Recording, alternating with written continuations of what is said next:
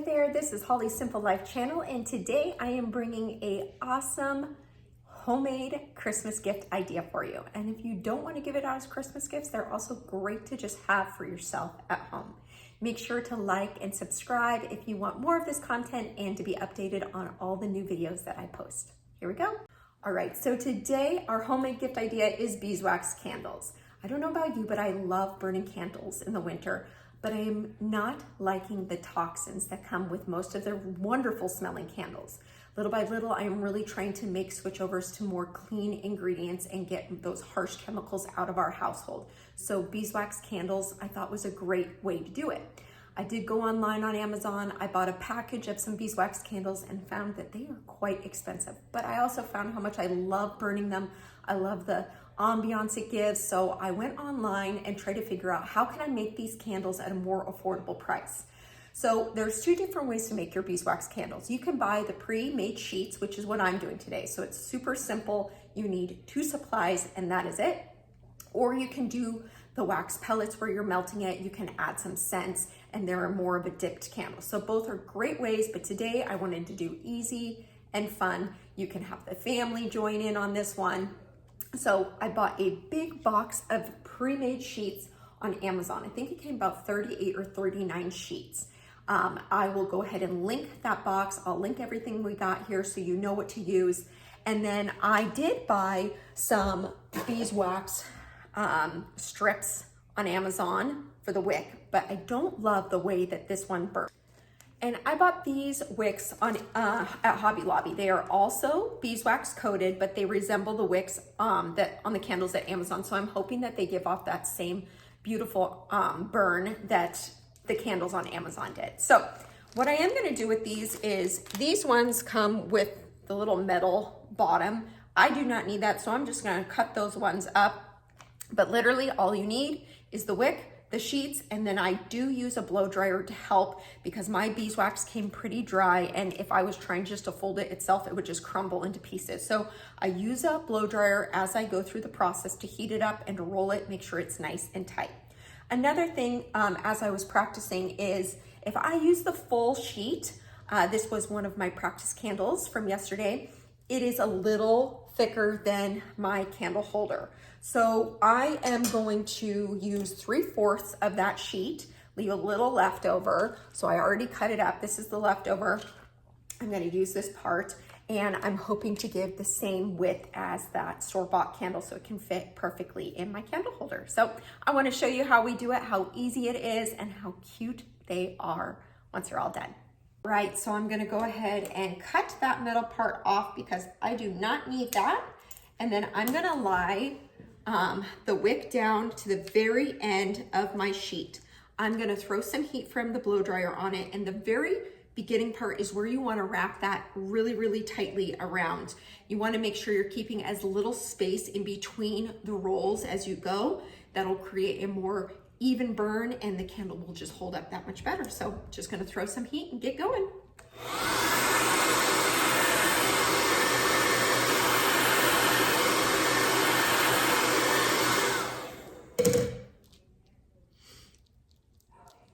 This part takes a little bit longer, but I just do a nice tight roll. I'm putting that beeswax onto the wick, rolling it.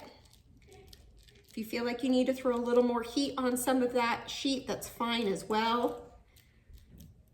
But I feel like this is the most important part to set your candle up for success, is in that first little roll. And then with every roll, I'm just gonna throw a few of some heat on it. That way the candle will stick nicely together as I go.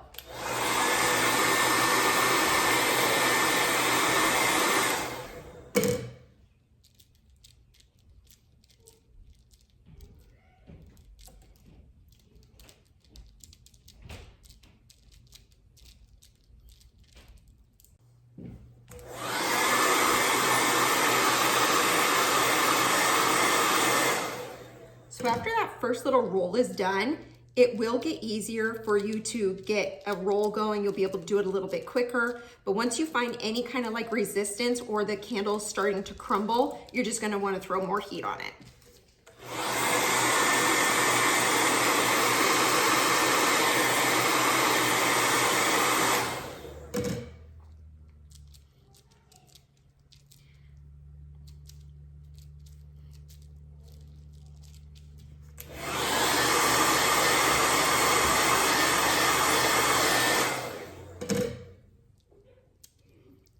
part might take a little bit of patience, but in the scheme of things, it really comes together so quickly.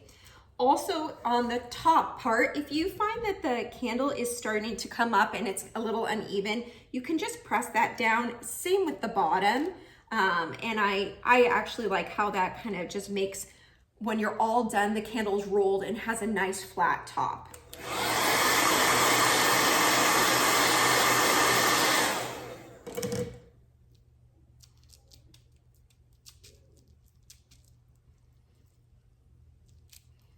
See, and as I get going, I can get a nice roll going without having to apply more heat.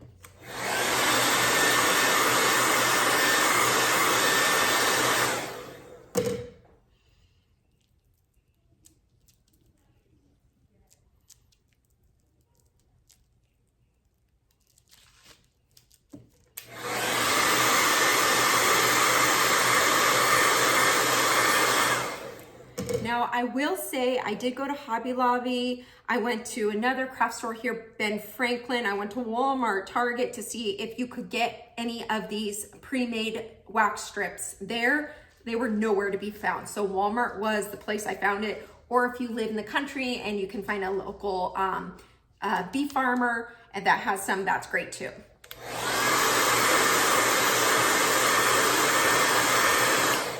All right, I've got my last little bit here.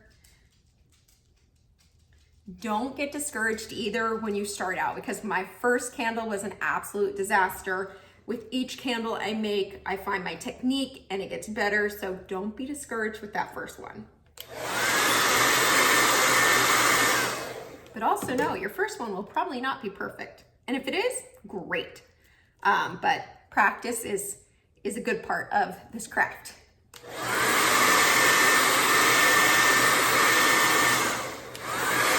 Okay, so I'm at the end roll here. I want to make sure that that is nice and heated, and then I'm going to put little back and forth motion on it, really just to seal that end part of the candle. The bottom is nice and flat. The top looks perfect. And if you want to flip it over once you have that end seam there and you want to throw a little more heat, press it down, you can. But this one turned out beautifully.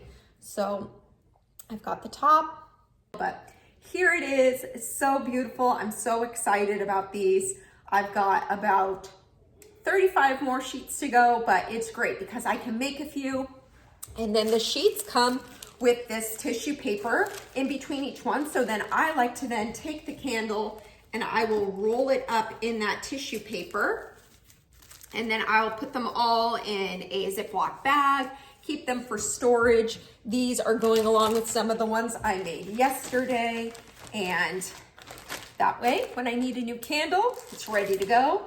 You can give out, 3 of these candles, wrap them up with some cute ribbon, and it would just be the greatest gift. So I hope you enjoyed this. Again, I am going to put all of the materials I got in the comments. If you have any questions or you found any other ways you like to do these, just let me know in the comments below. I always love hearing from you guys, and I love putting this stuff together. I love doing it myself, and I love giving ideas of homemade gifts that we can give to everybody, making the holiday season that much more special, a little less stressful when we're trying to find the perfect gift, because I really do feel like nothing says I love you more than a homemade gift. It's something you put thought into, you took the time to create, and can't be bought at the store. So I love that. So anywho, thank you guys for watching, and I can't wait to see you again.